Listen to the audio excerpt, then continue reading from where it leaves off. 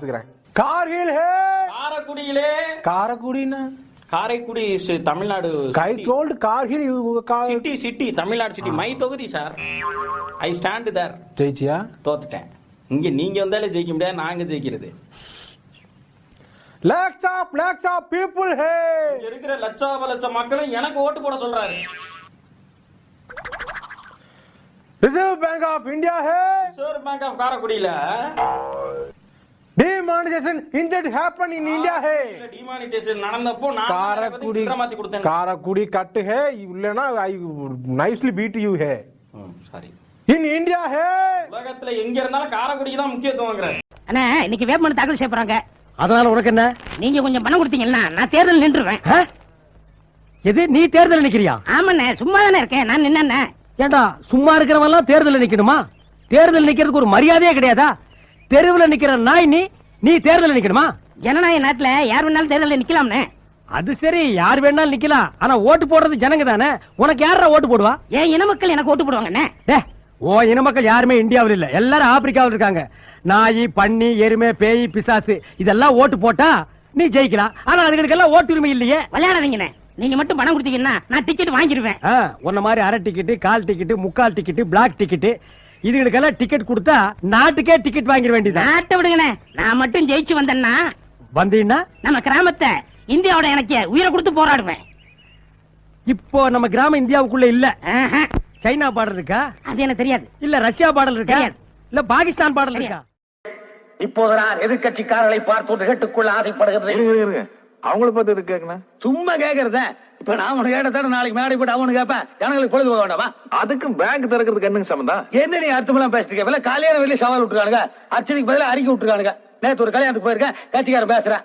தாலை போனாலும் பரவாயில்லை, தாயகத்தை காப்பாற்றுங்கள், என் பிணத்து மீது நடந்து வந்தாவது கட்சியை காப்பாற்றுங்கிறேன். ஒண்ணுமா அவ்வளவு திருத்து நம்மளுக்கு தேட நாய் கல்யாணத்துக்கு கூப்பிட்டோம்னு. வாழ்க தமிழ், வளர்க இங்கிலீஷ். ஊத்திட்டு டீ கீழே விடா. நல்லா பஞ்சு மிட்டாய் மாதிரி மீசையில முடி, மண்டையில முடி. ரொம்ப நாளா உங்ககிட்ட ஒண்ணு கேட்கணும் ஆசை. என்ன ராஜா? ஒரு போட்டோவிலையும் தோட்டம் மறைவுன்னு இருக்க. நீங்க உயிரோட தானே இருக்கீங்க? Good question. அதாவதுடா ஒவ்வொரு கட்சியிலையும் சேர்றப்ப அதுக்கு பேரு தோட்டம், அந்தந்த கட்சியை விட்டு விலகிறப்ப அதுக்கு பேரு மறைவு. அதை தாண்டா ரொம்ப சார்பா இருக்கேன். ஓட்ட பத்தி நீ பேசாதீங்க. ஓட்டு இவனுக்கு சும்மா வாயா போட்டானுங்க. மாறுவாடு கிட்ட 10 வட்டிக்கு வாங்கி தனக்கு 25-30 வாங்கிட்டு போட்டானுங்க. அது மட்டுமா 2 ரோடு சாராயம் அனுப்புமா இல்லையா?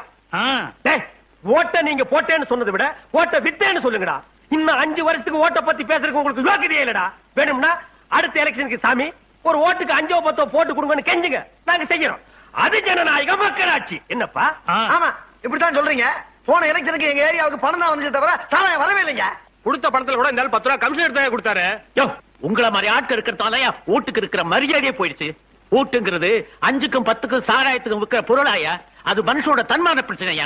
காசுக்காக ஓட்ட விற்கிறதும் பொண்டாட்டி பொண்ணை விற்கிறதும் ஒண்ணுதாயா? நீ சும்மாரியா? என்னமோ ஓட்ட நீ தான் கண்டுபிடிச்ச மாதிரி பேசுற. வெள்ளக்கார கண்டுபிடிச்சா போகும்போது போற போது கொடுத்துட்டு போயிட்டான். ஓட்டுனா என்னன்னு போட்டவனுக்கு தெரியாது, வாங்கின இவனுக்கு தெரியாது. நடுவுல நீ ஏன் குழப்புற? தருங்க லட்சியமே. ஏங்க அப்ப தொகுதிக்கு ஒண்ணு நல்லது பண்ண மாட்டீங்களா? யார பார்த்து என்ன கேள்வி கேட்கிற? தொகுதிக்கு நாங்க எதுக்கு நல்லது பண்ணணும்? 1947 இந்தியாவுக்கு சுதந்திரம் வந்தது. இது வரைக்கும் எத்தனை எலெக்ஷன் நடந்திருக்கு? ஜெயிச்சவங்க பூரா நல்லது பண்ணிருக்கானா? நாங்க மட்டும் பண்ணதுக்கு என்ன இழிச்ச வாயினுங்களா? இல்லாத புது பழக்கத்தை ஏன்டா ஏற்படுத்த சொல்றேன்? அப்படி நாங்க நல்லது பண்ணா மத்த ஜெயிச்சவெல்லாம் எங்க வீட்டு முன்னால வந்து கல்யாணம் தெரிஞ்சானா ஏன்டா நல்லது பண்ணீங்கன்னு நீ காப்பாத்தியாடா? சரி விடு. என்ன வார்த்தை கேட்டாண்டாம? ஏன்டா வழக்கம் போல தொகுதிக்கு ஒண்ணும் பண்ண வேண்டாமாப்பா. டேய் அள்ள கைகளா வாங்கடா. பொன்னான வார்த்தையை வாயை திறந்து என்னமா சொன்னாரு பாத்தீங்களா? எக்ஸ்பீரியன்ஸ் கேண்டு சொல்லுது. அள்ள கைகளுடைய ரூல்ஸ் என்னடா? வாழ்க ஒளிக அங்கேயே இருங்க. MLA Rasappan continue. MLA Rasappan. சமீப காலமா நம்ம நாட்டுல அடிக்கடி தேர்தல் வந்துகிட்டே இருக்கு. பிரதமர்களும் மாறி மாறி வந்துகிட்டே இருக்காங்க. ஒரு ஸ்ட்ராங்கான பார்லிமெண்ட் அமையணும்னா என்ன செய்யலாம்? அதாவது சங்கர் சிமெண்ட் வாங்கி கட்டினா பார்லிமெண்ட் ரொம்ப ஸ்ட்ராங்கா இருக்கும். சங்கர் சிமெண்ட்ல கட்டினா சங்கர் திட்ட மாட்டாரா? யார் யாது? கேக்குற கேள்வியை பார்த்தா ரிப்போர்ட்டர் மாதிரி தெரியல. யாரது? யாரது?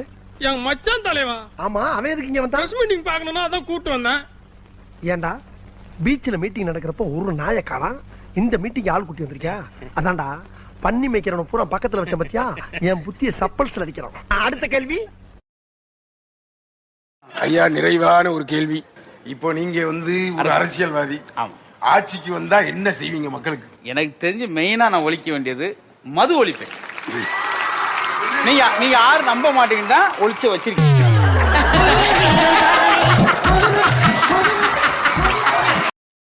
என்ன அடுத்த எலெக்ஷன் நிக்கிறேன் நானு, அதுக்காக என்ன நான் ரொம்ப கண்ட்ரோல் பண்ணி வச்சிருக்கிறேன். எனக்கு ரவுடிசன் தெரியும் தம்பி. அவனையும் போட்டு வீட்டுல போய் மாலையும் போட்டு போஸ்ட் ஒட்டி அரசியலும் பண்ண தெரியும்.